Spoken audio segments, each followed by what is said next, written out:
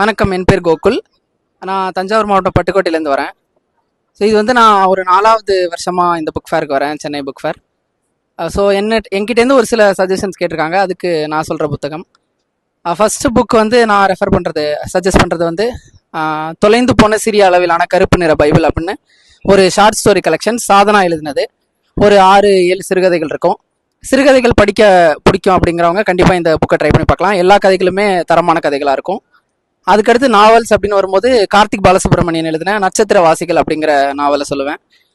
ID இண்டஸ்ட்ரியை பற்றின பெரிய பெரிய கற்பனைகள் எல்லாருக்குமே இன்னைக்கு இருக்கும். அப்படி இருக்கும்போது அந்த நாவலை நம்ம உண்மையிலே போய் படித்து பார்க்கும் பொழுது அது உண்மையிலே ஐடியில் இருக்கிறவங்க எப்படி இருக்கிறாங்க, அந்த வேர்ல்டு எப்படி இருக்குது அப்படிங்கிறத வந்து பார்த்த ஒரு நாவல்.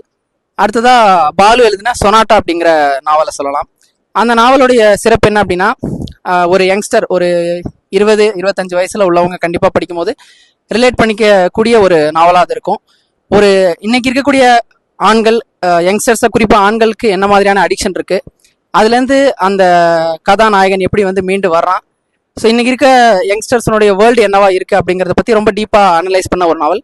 கண்டிப்பாக அந்த நாவலை வந்து நான் பலமாகவே பரிந்துரைக்கிறேன். இது என்னுடைய 3 பரிந்துரைகள்.